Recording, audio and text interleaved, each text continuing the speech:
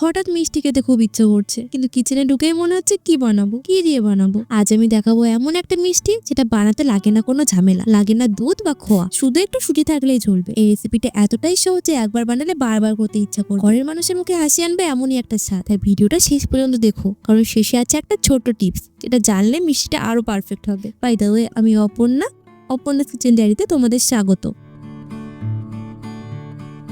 প্রথমেই কড়াই গরম করে তাতে দিয়ে দিলাম 1 চামচ ঘি। ঘিটা গলে গেলে কড়াইতে দিয়ে দেবো 1 চামচ বেসন। বেসনটা দিয়ে কিন্তু অনবরত নাড়াচাড়া করতে হবে। আর হ্যাঁ, বেসনটা ভাজার সময় কিন্তু গ্যাসের ফ্লেম একদম লোতে রাখবে, নয়তো তলা লেগে যেতে পারে। আর একটা কথা, হাতের কাছে যদি ঘি না থাকে তাহলে রিফাইন তেল দিয়েও ভেজে নিতে পারো, কিন্তু ঘিটা দিলে কি হয় বলো তো, ফ্লেভারটা খুব সুন্দর আসে। এবার বাটি মেপে আমি 1 বাটি সুজি নিয়ে নিয়েছি। তোমরা অনেকেই জিজ্ঞাসা করো সুজিতে মিষ্টি কি সত্যিই ভালো হয়? আজ এই কড়াইতে সুজি পড়ার সাথে সাথে বুঝে যাবে। ঘ্রাণটা কিন্তু কিছুক্ষণের মধ্যে রান্নাঘর ভরে দেবে, শুধু একটু ধৈর্য রাখো। এবার অনবরত নাড়াচাড়া করে সুজিটাকে ভালো করে ভেজে নেব। সুজিটা ততক্ষণই ভাজবে যতক্ষণে এর থেকে কাঁচা গন্ধটা চলে যায়। তোমরা কি করো, সুজি ভাজার সময় ফাস্ট নাড়ো নাকি স্লো? আমি কিন্তু সবসময় গ্যাসের আঁচ কমিয়েই রাখি, কারণ একবার পুড়ে গেলে স্বাদ আর ফেরানো যায় না। মনে হচ্ছে সুজি ভাজা কমপ্লিট। এবার সুজির মধ্যে 2 থেকে 3 চামচ গুঁড়ো দুধ দিয়ে দিতে হবে। গুঁড়ো দুধ যত বেশি দেবে স্বাদটা কিন্তু ততই বেশি ভালো হবে। দুধটা দিয়ে কিন্তু আবারও নাড়াচাড়া করবে, নয়তো দলা ভাব থেকে যাবে।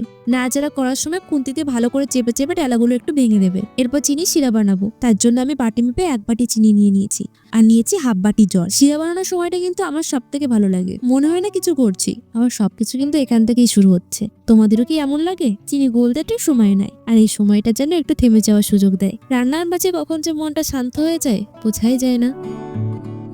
এই শিরাটা দেখতে দেখতে তোমাদের কি মনে হয়? আমার কিন্তু মনে হয় আলাদা, একদম নিজের মতো। এবার ওই সুজির মধ্যে শিরাটাকে দিয়ে দেব, দিয়ে অনবরত নাড়াচাড়া করতে হবে। এখানে কিন্তু আমার একটা মিস্টেক হয়ে গেছিল, শিরাটা বাড়ানো কম হয়ে গেছিল, সেই জন্য পরে আবারও একটু শিরা বানিয়ে নিয়েছিলাম।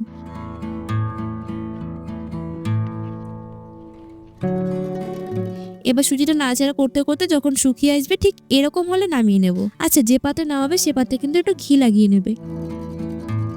এটা নামানোর সাথে সাথে অনেক নরম মনে হতে পারে, কিন্তু দেখবে একটা সময় যেতে না যেতে অনেক শক্ত হয়ে যাবে।